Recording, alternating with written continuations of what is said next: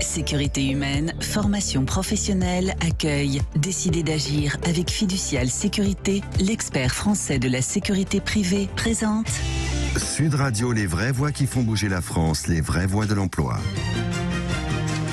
Bienvenue, 19h26 sur Sud Radio, on parle emploi jusqu'à 20h avec Jérôme Laverny, directeur du réseau national Mission Emploi. L'auto-entrepreneuriat est-il une solution viable? Bonsoir Jérôme Laverny. Bonsoir Philippe. C'est la question que l'on va se poser en 2020. Le nombre de créations de micro-entreprises a battu un record, plus 9% en 2020. Le nombre de micro-entreprises s'est élevé à 848 000. Facile à créer, souvent en quelques clics. Certains de ces auto-entrepreneurs cumulent même plusieurs métiers. On les appelle les slasheurs. Ces travailleurs qui combinent généralement un emploi dit de raison à un métier de passion. L'auto-entrepreneuriat est-il une solution viable? On va tenter de répondre à cette question avec nos invités que je vous présente dans quelques instants, mais avec vous évidemment, si vous voulez réagir, le numéro du standard de Sud Radio que vous connaissez, mais je vous le redonne, 0826 300 300. Bonsoir Gabriel Alperne. Bonsoir.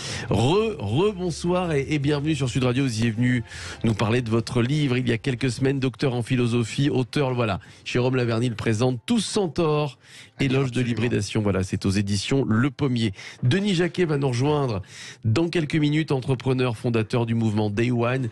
Denis Jacquet sera en direct de Miami. Voilà, je pense qu'il doit finir de manger. Il va nous rejoindre dans quelques minutes. Il y a 6 heures de moins là-bas, à Miami. Jérôme Laverny, alors c'est vrai que ça a été créé en 2008, le statut d'auto-entrepreneur, sous Nicolas Sarkozy. Et c'est vrai qu'en une dizaine d'années, eh bien, c'est devenu un vrai phénomène. Oui, tout à fait. Alors, au-delà de l'auto-entrepreneuriat, parlons de l'entrepreneuriat tout court, qui est souvent présenté en lien avec l'emploi comme une solution potentielle. Créer son entreprise, créer son emploi. Avec la création de son entreprise, créer un nouvel emploi. Alors, pour le bien et pour le mal, certaines entreprises, parfois, en ont peut-être un petit peu abusé. Je pense notamment à des candidats seniors à qui il était agité la possibilité d'un départ avec une juteuse enveloppe dans la perspective de la création d'une entreprise personnelle. Et encore une fois, l'idée de cette émission, c'est absolument pas de porter au nu, de faire l'éloge de l'auto-entrepreneuriat, mais de voir dans quelle mesure cette voie peut être positive, ce que cela peut traduire aussi dans la vie de manière plus globale pour une personne, un professionnel, mais dans son champ privé également. Alors, disons les choses clairement, cet auto-entrepreneuriat peut être effectivement une excellente marche lorsqu'il s'agit par exemple d'amorcer une entreprise, car, redisons-le aussi clairement, créer une entreprise en France, c'est une aventure ô combien périlleuse, dans laquelle il ne s'agit pas de se jeter de façon complètement aveugle, indiscriminée, et on pourrait là aussi faire le reproche parfois dans un certain nombre de territoires de dispositifs poussant, incitant à la création d'entreprises de façon un petit peu déraisonnable, par des chargés de mission entreprises qui n'ont pas forcément créé eux-mêmes une entreprise de leur vie et qui sont bien absents lorsque les créateurs d'entreprises éprouvent parfois des difficultés 4 ou 5 ans plus tard, d'où l'absence de chargé de mission fermeture d'entreprise. Alors, dans quelle mesure l'auto-entrepreneuriat peut-il être viable, souhaitable? C'est la question de notre émission. Eh bien, pour amorcer une activité, pourquoi pas? Et puis, et c'est plus l'angle aujourd'hui, pourquoi pas d'emprunter une nouvelle voie, une voie parfois radicalement différente. Et ça, c'est quelque chose qui est en train de se traduire, de se multiplier, cette hybridation qui est tant précisée par l'ouvrage de Gabriel Alperne, donc des pistes absolument passionnantes qui fourmillent de témoignages. Alors peut-être qu'on n'en aura pas forcément, mais il s'agira de s'en faire le porte-voix ce soir. En tout cas, des pistes très intéressantes, y compris du point de vue de la rémunération. Bref, plein de choses à dire. Évidemment. Alors vous parlez de Pôle emploi tout à l'heure et de ceux qui perdent leur travail. C'est vrai que moi je connais beaucoup de seniors quand ils se déplacent à Pôle emploi, tout de suite lorsqu'on leur propose pas un emploi, mais on leur propose le statut auto-entrepreneur, créer une micro-entreprise. Ouais, attention. Non mais c'est vrai. Mais justement, l'idée c'est vraiment, et pour que nos auditeurs le comprennent bien, de pas agiter comme une espèce d'illusion ce spectre de l'auto-entreprise comme un espoir complètement infondé. Ça l'est parfois, et ça l'est encore une fois lorsque c'est complémentaire et lorsque ça correspond à une amorce d'une activité future, pas dans n'importe quelles conditions, pas pour tout le monde, pas n'importe quand et n'importe comment. Alors, Gabriel Alperne, alors c'est vrai, donc votre ouvrage parle beaucoup d'hybridation. Moi, j'ai parlé des slashers, hein, c'est un phénomène qui vient des États-Unis. Alors, slasher, c'est un anglicisme. Vous savez, slash, c'est sur votre clavier, c'est la petite touche qui sépare dans un CV chef de produit, slash manager, slash. Ça vient de là, les slashers, ceux qui ont plusieurs métiers. Depuis quelques années, il y a cette envie de faire un métier de raison, comme je disais le matin, un métier de passion l'après-midi, d'avoir plusieurs activités, ne pas se cantonner à une seule et même activité. C'est un besoin ou une envie ?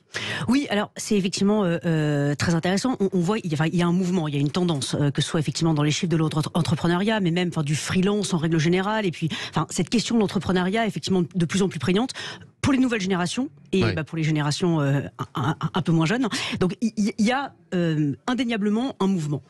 Ce que je trouve déjà premièrement important de dire, c'est que je dirais que dans cette idée de création, de commencement, il y a une idée qui est fondamentalement humaine. Il y a plein de philosophes qui se sont interrogés pour pouvoir se demander finalement quelle est la différence entre l'être humain et les autres animaux. Alors on a eu un peu de tout, on a Aristote qui nous dit que l'être humain est un animal politique, bon mais on s'est rendu compte que les animaux aussi peuvent être politiques. Marcel Mauss disait que l'être humain est un animal cuisinier, mais on s'est rendu compte que les animaux aussi peuvent cuisiner. Mais ce qui est très intéressant, c'est que Saint-Augustin a dit: l'être humain, c'est l'animal du commencement. C'est celui qui est chargé d'apporter du commencement, de créer quelque chose, de prendre l'initiative. Et donc, de ce point de vue-là, ça commence à devenir intéressant. On pourrait dire que l'être humain, c'est presque un start-upper par essence, c'est-à-dire celui qui commence quelque chose. Et je pense que dans le monde du travail, très souvent, que ce soit en termes de management, ou en tout cas l'entreprise ou l'administration telles qu'elles existent, en tout cas ce collectif-là, souvent oublie que chez l'être humain, il y a ce besoin irrépressible de commencer quelque chose, d'être à l'initiative de quelque chose. Et je pense que si les collectifs, administrations, entreprises ont un peu oublié ça, eh bien, je pense que cet auto-entrepreneuriat, ce freelance, ces entreprises qui se créent par dizaines de milliers, je pense que ça vient de là. Voilà. Ce besoin, encore une fois, de liberté. Ouais. Et d'où le succès des statuts entrepreneurs, on va en parler avec Denis Jacquet qui nous a rejoint, et des statuts entrepreneurs. Jérôme Laverny, je vous le dis, en quelques clics, pour une somme dérisoire, voire symbolique, on peut créer son auto-entreprise. Alors, attention, précaution d'usage néanmoins, on ne parle pas ici des auto-entrepreneurs, enfin en tout cas des auto-entrepreneuriats qui seraient une substitution masquée d'emplois salariés. Oui, alors on va en parler parce que parfois on abuse certaines entreprises et certains secteurs. Et de plus en plus. Mais alors par contre, pour le coup, puisqu'on parle de l'ère du temps, c'est vrai qu'un certain nombre d'entreprises, et on s'en est fait l'écho ici sur ce plateau, éprouvent de grosses difficultés de recrutement, mais éprouvent également de grandes difficultés dans l'après, c'est-à-dire dans la capacité qu'elles ont à pouvoir capter de futurs collaborateurs. Or, il se trouve que on ne peut faire autrement qu'y lire une certaine envie, une certaine aspiration d'un certain nombre de personnes aujourd'hui d'hybrider leur vie, d'essayer de changer de temps en temps, de papillonner, si on veut le voir de façon un petit peu négative. Or, cette voie peut être une opportunité de pouvoir le faire à moindre risque. Autrement dit, en gardant une activité salariée, par exemple, à mi-temps, et de faire une activité radicalement opposée, mais de façon amoindrie du point de vue du risque sur un autre champ, sur un autre mi-temps. Et ça, c'est une particulière bonne voie. D'ailleurs, les moines l'ont montré. Jacques Dallarin, l'historien, l'a montré. Combien les moines, avec l'opus et le labor, mêlaient métier intellectuel et métier manuel dans une même journée. Au final, c'est vieux comme Hérode, cette affaire. Sauf que là, ça se met en place et les carcans sautent un petit peu de ces rigidités qu'on éprouvait dans un certain nombre d'entreprises qui, aujourd'hui, sont dans la nécessité, de toute façon, d'être confrontés au fait accompli. Denis, oui, allez-y. Pardon. Effectivement, parce que les entreprises pourraient voir ça comme une menace. Je pense qu'au contraire, pour elles, ça peut être une force. C'est-à-dire, parce que les entreprises sont très souvent, quand même, closes sur elles-mêmes. Et le fait d'avoir des salariés qui ont aussi un pied dehors, je pense, permettre une sorte d'ouverture d'esprit, mais aussi d'ouverture de secteur, ouverture de métier. Il y a quand même souvent un dogmatisme par rapport à son métier, son secteur, ce que l'on pense faire par rapport à ses clients. Et je pense que pour le coup, cette capacité des salariés à aussi avoir un pied dehors, je pense peut être extrêmement bénéfique pour l'entreprise. Quand c'est bien utilisé et quand il n'y a pas de dérive. Exactement, oui, quand c'est une vraie volonté de la part des salariés. Une entreprise nous a confié récemment combien elle avait peine à communiquer sur le fait qu'un certain nombre de ses salariés, pourtant de plus en plus croissants du point de vue du nombre, exerçaient une activité en marge radicalement différente parce qu'elle y voyait la voie potentielle d'un amoindrissement de son image positive. Or non, finalement, ça fait partie de l'air du temps et pourquoi pas cette bulle de respiration, ces bulles d'air qui permet de respirer. Denis Jacquet est avec nous. Bonsoir Denis. Bonsoir. Voilà, en direct des États-Unis, entrepreneur, fondateur du mouvement Day One. L'auto-entrepreneuriat est-il une solution viable? C'est la question que l'on se pose. Mon cher Denis Jacquet, alors tiens, j'aimerais avoir votre avis en tant qu'entrepreneur sur ces micro-entreprises que l'on peut créer en quelques clics pour pas cher. On connaît les dérives et les abus parfois de certaines sociétés qui proposent, plutôt que d'embaucher quelqu'un, on lui propose l'auto-entrepreneuriat, on lui propose de facturer. Bon, j'imagine que... Et on le propose de plus en plus. On va parler de cette dérive avec vous dans quelques instants. Est-ce que c'est une bonne nouvelle, ce statut auto-entrepreneur, Denis Jacquet, depuis une dizaine d'années maintenant? Est-ce que c'est ça la modernité dans le monde du travail? Est-ce que c'est le futur du travail, l'auto-entrepreneuriat? Est-ce que c'est l'avenir? Je pense que c'est une tentative d'avenir dans un monde européen principalement, qui reste arc-bouté sur le passé. C'est-à-dire qu'on veut continuer à persuader les Français en particulier et un certain nombre d'autres que le droit du travail, le droit social, la façon dont elle est construite est une protection. En fait, il est une protection exclusivement pour ceux qui sont à l'intérieur d'un système, mais c'est juste une catastrophe pour les autres. Et la plupart du temps, c'est souvent aussi, sous prétexte de protection, une condamnation à la pauvreté. Moi, je prends toujours le même exemple à peu près idiot, mais que je ne trouve pas si idiot. C'est que quand un marché fonctionne, il peut être à l'avantage de l'un ou de l'autre. En droit français, il sera toujours exactement le même. C'est-à-dire que si vous êtes serveur dans un restaurant protégé par ce magnifique droit français du travail qui grossit de 20% tous les ans, à 55 ou 60 ans avant de prendre votre retraite, vous serez toujours à 2 000 € parce que c'est la convention collective. Aux États-Unis, où il n'y a pas de fixe, ou très peu de fixe, ici, moi je vis aux États-Unis, dans des villes qui crépitent comme ici à Miami, non seulement on ne trouve pas de serveur en ce moment, quand vous en trouvez, là, le restaurant qui est juste en face de chez moi, qui est un Italien arrivé de New York, le salaire moyen des serveurs est de 8 à 10 000 $. Bon, ça n'arrivera jamais à un Français. Donc, ça signifie que ce qu'on a cru proposer aux Français pour les protéger, c'est retourner contre eux, ça les cantonne dans la pauvreté ou dans une forme d'indigence. Et aujourd'hui, c'est pour ça qu'en France, on a des travailleurs pauvres, mais aussi en Allemagne, en Italie, en Angleterre, on a des travailleurs urbains pauvres. Donc je pense que l'auto-entrepreneuriat, c'était un signe du temps qu'Hervé Novelli avait un peu senti avec d'autres autour de lui quand il a mis ce statut en France. C'était le fait que de moins en moins, vous et moi, et surtout la nouvelle génération, on n'aime pas l'engagement. Donc, on ne voit pas l'intérêt de s'engager avec une entreprise quand on sait que quand on a 20 ans aujourd'hui, on fera au moins 12 entreprises dans sa vie. Donc, pourquoi s'engager sur un contrat à long terme? Et après, on parlait des dérives, mais néanmoins, on y reviendra tout à l'heure. Mais finalement, quand on est entrepreneur de PME comme moi, on sait très bien que c'est quasiment impossible, très risqué, très dangereux d'embaucher quelqu'un. Parce que c'est très difficile de le faire sortir s'il y a un problème. Donc, du coup, à un moment donné, l'auto-entrepreneuriat, c'est la liberté pour salarié, c'est la liberté pour l'entrepreneur aussi, qui retrouve une forme de flexibilité dont il a lui-même besoin pour survivre. Donc, on retrouve des règles de la nature qui sont assez normales et que le droit a voulu nous faire oublier. Donc, je pense qu'il y a une obligation de résistance. Alors, la dernière petite chose, et j'arrête par là, on a voulu adapter des États-Unis une notion qui était le self-employed. Et on a appelé ça en France, parce que Hervé était très entrepreneur, auto-entrepreneur. En fait, c'est là où il y a un hiatus. C'est-à-dire qu'on a dit, mais ce n'est pas des entrepreneurs, c'est des salariés déguisés. En fait, à l'origine, on voulait faire un vrai statut de l'auto-salarié et non pas de l'auto-entrepreneur.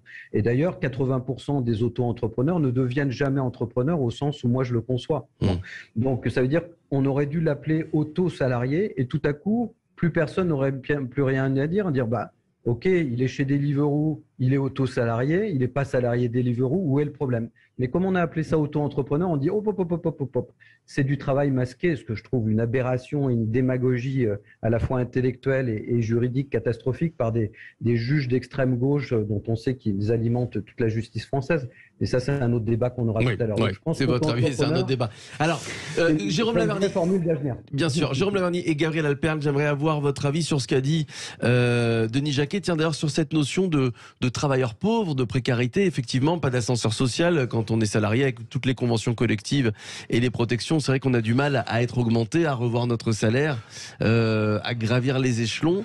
Est-ce qu'avec l'auto-entrepreneuriat ou l'auto-salariat, comme le dit Denis Jacquet, est-ce que ça peut aider à long terme, évidemment, à monter les marches d'escalier, à gravir les étapes, à gagner beaucoup plus? Alors gravir, je ne sais pas, mais c'est vrai que si l'on parle en termes de rémunération, il se peut, je dis bien il se peut, il ne faut pas l'ériger en règle, que dans un certain nombre de cas où un salaire est complètement figé parce qu'il ne connaîtra pas d'évolution pour X ou Y raison, des grilles par-ci, enfin bref, une culture de l'entreprise par-là, il se peut très bien que cette activité complémentaire vienne offrir une augmentation potentielle, en tout cas une perspective d'augmentation. Il y a autre chose encore, et peut-être que l'aspect philosophique peut être intéressant de ce point de vue-là, le fait de réaliser deux activités, non pas complémentaires, mais parfois même très différentes, aux antipodes même de ce qu'elles sont, est-ce qu'il n'y a pas la possibilité, la source, de faire sauter les barrières, les passerelles de l'image que colporte un certain nombre de métiers en France qui sont véritablement hyper ancrés. La France, c'est un pays qui est vraiment affairé aux apparences. Et là, tout d'un coup, si on a des gens qui sont à la fois, je sais pas moi, boulanger et comptable, serveur, etc. Je précise quand même que trouver un serveur en France, c'est pas simple et que peut-être qu'on peut avoir l'espoir un jour. C'est plus simple que les prochains serveurs puissent toucher en tout cas 8 000 €. Mais en tout cas, du point de vue de l'image, il y a peut-être une source, et peut-être Gabriel Alperne peut nous y répondre, de décloisonner un petit peu l'apparence, l'image, le déficit parfois d'appréciation qui est adossé à un métier ou un secteur particulier. Gabriel Alperne. Oui, effectivement, c'est intéressant. Alors, c'est la raison pour laquelle, moi, je n'aime pas ce terme de slasher, alors où on dit effectivement il y a une espèce de slash, voilà, parce que je pense que ce qui est intéressant justement, c'est pas de passer d'un truc à un autre, c'est justement créer des ponts entre eux. Et du coup, ça permet à la fois d'augmenter un métier et d'augmenter l'autre également, l'enrichir, le féconder. Effectivement, un chanteur avocat ou j'ai vu qu'il y avait par exemple un directeur juridique qui fabrique des bijoux. Enfin bon, voilà. Je trouve que c'est intéressant parce que je pense que toutes ces activités peuvent s'apporter mutuellement des choses. Moi, tous mes travaux de recherche en philosophie portent sur la question de l'hybridation. Hybrider, pour moi, c'est faire un mariage improbable. Et c'est mettre ensemble des choses qui, a priori, semblaient contradictoires et qui, justement, mises ensemble, vont permettre de créer quelque chose de nouveau. Et c'est là où ça commence à devenir intéressant. Alors évidemment, si l'auto-entrepreneuriat n'est pas un choix, oui, là, évidemment, c'est quelque chose de terrible. Si en revanche, c'est vraiment initier quelque chose de nouveau. Et pour le coup, voilà, faire un petit pas de côté. Et je trouve ça triste de se dire qu'il y a la raison et la passion. Ce qui est intéressant, c'est qu'il y a un peu des deux de chaque côté. Mais ce qui est intéressant, c'est de voir comment est-ce qu'effectivement, des secteurs différents, des métiers différents qui a priori n'avaient pas grand-chose à voir ensemble, justement, là, pour le coup, vont pouvoir vraiment, encore une fois, s'apporter mutuellement des choses. Et ça, je veux dire, on peut le voir, mais il y a plein d'exemples. Autour de nous, à toutes les générations. On va se retrouver dans quelques minutes. Restez avec nous, avec Gabriel Alperne, Denis Jacquet, Jérôme Laverny. L'auto-entrepreneuriat est-il une solution viable et dans quelles conditions? On va en revenir dans quelques instants. Pour continuer à en débattre avec nos invités, vous évidemment, 0826 300 300. On revient très vite, ne bougez pas, tout de suite. Sécurité humaine, formation professionnelle, accueil. Décidez d'agir avec Fiducial Sécurité, l'expert français de la sécurité privée, présente Sud Radio, les vraies voix qui font bouger la France, les vraies voix de l'emploi. Et vous écoutez les vraies voix de l'emploi sur Sud Radio avec Jérôme Laverny, directeur du réseau national Mission Emploi, Gabriel Alperne, docteur en philosophie, et ce livre donc qu'on vous a présenté il y a quelques semaines, qu'on vous représente tous sans tort, Éloge de l'hybridation, c'est aux éditions Le Pommier. Denis Jacquet qui est avec nous en direct de Miami aux États-Unis, entrepreneur, fondateur du mouvement Day One. L'auto-entrepreneuriat est-il une solution viable? On poursuit le débat jusqu'à 20h. Tiens, Denis Jacquet, je vous redonne la parole. Comment ça se passe aux États-Unis? Parce que nous, alors, on on a ce statut auto-entrepreneur depuis 2008, ce statut Badercor, je le disais, depuis 2020, plus 9% de création de micro-entreprises. Comment ça se passe aux États-Unis? Ce n'est pas du tout le même système qu'en France. Je sais qu'aux États-Unis, et c'est depuis une quarantaine d'années comme ça, ce n'est pas une exception de cumuler plusieurs métiers. Au contraire, c'est la vie quotidienne. C'est classique chez vous. C'est un mode de vie qu'on pourrait retranscrire en France, Denis Jacquet, selon vous? Est-ce que nous, les Français, on est prêts, comme aux États-Unis, à bien vivre et pour bien vivre, faire plusieurs métiers? Alors, en fait, c'est pas une question très simple et ni très manichéenne, parce qu'en réalité, il y a des énormes inégalités aux États-Unis aussi. Bien évidemment, quand je cite ce moment particulier de l'histoire des États-Unis post-Covid, où, comme en Europe, on ne trouve plus personne pour faire aucun job et qu'il y a une pression à la hausse, tout à coup, les salariés reprennent le pouvoir. Que vous soyez salarié ou indépendant, tout à coup, vous avez un vrai pouvoir. C'est-à-dire que c'est un choix. Soit on lisse dans le temps, on a un droit social qui est assez fort et du coup, ils vont cantonner à rester sous une ligne ou au niveau d'une ligne. Soit effectivement, il y a des moments où vous gagnez, il y a des moments où vous perdez. Et là, pour l'instant, le pouvoir est du côté des salariés. Et je trouve ça néanmoins relativement intéressant, sachant qu'ici, dans beaucoup de professions, d'abord, les étudiants commencent très tôt. Ils ont un job tous pendant leurs études parce qu'ils n'arrivent pas à les financer. Alors, vous me direz maintenant, en Europe, c'est un petit peu la même chose parce qu'il y a beaucoup de parents qui n'ont plus les moyens de suivre les études de leurs enfants, de payer tous les frais qui vont avec. Donc, c'est très culturellement impliqué ici. La deuxième chose, c'est qu'il y a une mobilité qui est beaucoup plus forte. D'abord parce qu'on peut être viré en 24 heures, du coup on est très mobile dans son emploi pour en rechercher un très vite. Et comme il y a très peu de garanties, de chômage, d'aide, etc., du coup les gens sont vraiment toujours incités à travailler beaucoup plus, parfois beaucoup trop aussi. Moi j'adore les États-Unis, mais je suis très clairvoyant sur les défauts du système. Quand vous êtes malade aux États-Unis, il faut être mieux malade en France. Je veux dire, il n'y a pas photo. Et puis quand vous êtes endetté à vie pour faire vos études, c'est un truc que je trouve insupportable. C'est-à-dire que c'est des talents gâchés parce qu'ils n'ont pas les moyens de faire des études. On ne peut pas faire un truc comme ça. Mais en tout cas, au niveau du fait de pouvoir cumuler plusieurs emplois, je le vois ici, il y a des gens qui ont au minimum 2 emplois et qui travaillent 6 jours sur 7. Alors, certains le verront très mal, trop. On ne peut pas passer sa vie à travailler, etc. Eux le voient plutôt pas mal parce qu'ils disent aussi j'ai un niveau de vie qui est un peu le rêve américain, je peux m'acheter une maison, je peux gagner de plus en plus d'argent, c'est un peu du sarkozysme, c'est je travaille plus, je gagne plus, et on a cette possibilité et on n'est pas contraint par la norme. Et puis la dernière chose qui est différente, c'est qu'il y a une législation fédérale et il y a des législations par État. Donc être auto-entrepreneur et bosser pour un équivalent de Deliveroo, un Uber Eats, vous pouvez être condamné à une requalification comme salarié dans l'État de Californie assez facilement. D'ailleurs, c'est arrivé, mais ça se négocie. Et ils ont négocié et ils ont pu continuer tel que c'était en donnant des gages et en négociant. En France, vous avez le procureur qui vous tombe dessus. Oui. Je ne sais pas si vous avez vu les attendus et même le dialogue de la procureure qui est juste une haine absolue de l'entreprise et de l'entrepreneuriat en disant mais même si ces gens vous disent qu'ils sont plus heureux qu'ils le veulent et qu'ils se sentent plus libres, nous, on s'en fout, on applique la loi. Enfin, je ne sais pas si vous avez lu son réquisitoire. C'est « je m'en fous des gens. Moi, j'applique la loi et en plus, on ne la lâchera pas. On va les interdire de gérer 5 ans de prison par sursis. » Enfin, un truc délirant. Pour Hitch, moi, j'avais assisté au procès pénal en France, mais c'était un déferlement de haine contre des gens qui essayaient juste de mettre un modèle économique qui permettait aux plus démunis d'utiliser une sorte de Uber à moins cher pour rentrer en banlieue le soir. Après, c'est toujours le même débat. Est-ce que finalement, on permet aux plus démunis et à ceux qui veulent s'en sortir de travailler, ou au contraire, est-ce que c'est du travail dissimulé? Est-ce qu'on les exploite? C'est vrai, Jérôme Laverny. Oui, tout à fait. Il y a cet éternel débat. Relativement vigilant. Dans le micro, Jérôme.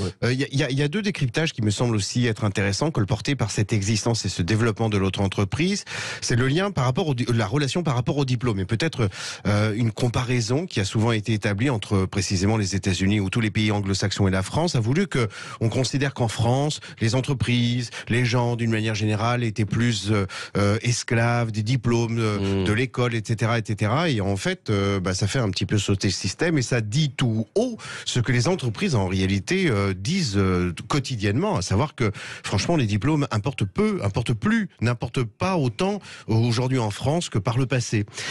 Deuxième décryptage aussi peut-être, et pas très éloigné du premier, celui en lien avec l'orientation l'orientation. C'est vrai qu'en France, on a souvent eu tendance à imaginer l'orientation professionnelle comme étant liée intimement à ce que l'on veut faire, à ce que l'on aime faire. Alors, ce qui peut être le cas, et une conjonction bien heureuse dans un certain nombre de cas, mais ce qui peut fausser la donne. Autrement dit, l'auto-entrepreneuriat peut aussi donner l'opportunité à quelqu'un de traduire dans une activité rémunératrice, professionnelle, eh bien une passion, un hobby, un loisir, sans forcément avoir l'esclavage de considérer qu'il faille l'inscrire de façon définitive dans une orientation professionnelle périlleuse. On voit des gens donc s'orienter vers un métier, alors qu'on sait très bien que du point de vue professionnel, ça va être voué complètement à l'échec, eu égard notamment au nombre d'emplois. Et ben là, voilà, l'idée, c'est peut-être que cet auto-entrepreneuriat peut permettre de mettre professionnellement en pratique quelque chose qui relève effectivement des loisirs, sans tomber dans ce travers du projet professionnel. Ouais. Gabriel Alperne, sur la génération, on parle beaucoup de la génération Y, mais c'est vrai que la génération Y, c'est une génération, on l'appelle aussi une génération Kleenex, c'est-à-dire que c'est plus comme nos parents, on peut plus rester dans une entreprise de nos 20 ans à nos 60 ans, ça y est, c'est fini. Alors, nos jeunes ne sont pas contents, ne sont pas satisfaits, ils claquent la porte et ils partent. Finalement, le statut d'auto-entrepreneur a été fait un petit peu pour eux, sans le savoir. Disons qu'effectivement, on ne veut plus vivre une vie professionnelle, on veut vivre 1000 vies professionnelles en une. Alors, je ne dirais pas que c'est un sujet... Enfin, par rapport à l'engagement, enfin, comme si c'était une génération complètement désengagée, parce que, enfin, au contraire, je pense qu'elle s'engage, mais peut-être sur d'autres choses, sur d'autres causes, enfin, peut-être une autre forme de fidélité ou autre forme de militantisme. Enfin, ça c'est un autre sujet. Mais en tout cas, je pense que toujours est-il qu'il y a effectivement ce sujet du freelance, de l'entrepreneuriat.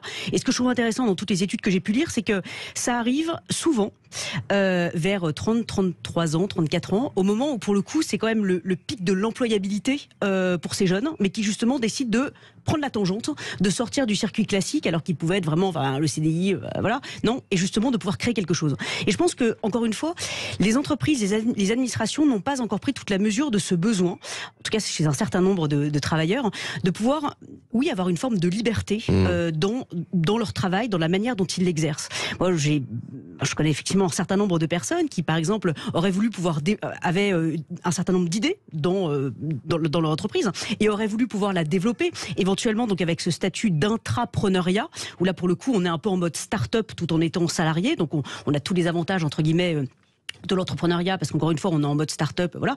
Mais on a aussi tous les avantages du salariat parce qu'on est rémunéré comme un salarié.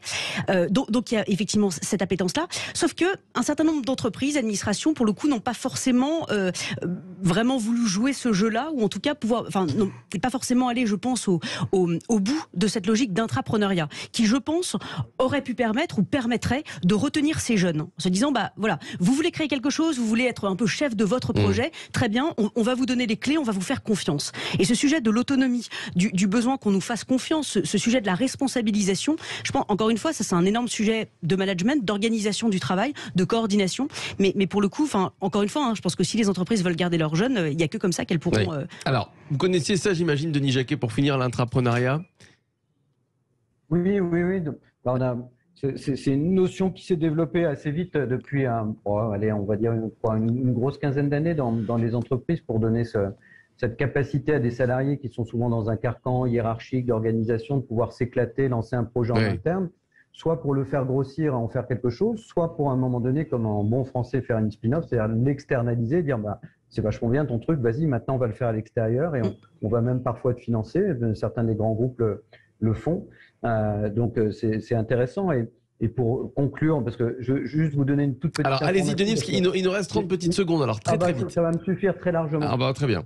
Là où c'est aberrant cette décision de Deliveroo, vous savez quelle est la moyenne de maintien d'un livreur dans une boîte comme Deliveroo en Europe?